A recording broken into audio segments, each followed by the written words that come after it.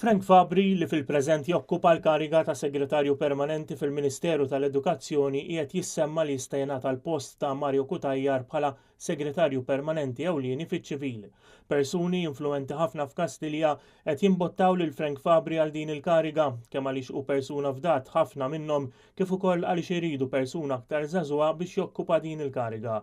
Fl-aħħar ġimgħat Mario Kutajjar jidher li kien involut f'aktar inċidenti ta' storbju għajjat fl-uffiċċju tiegħu f'Kastilja u għalhekk hemm min qed jargumenta li jkun aħjar jekk Mario Kutajjar jingħata rwol ieħor anqas impenjattiv.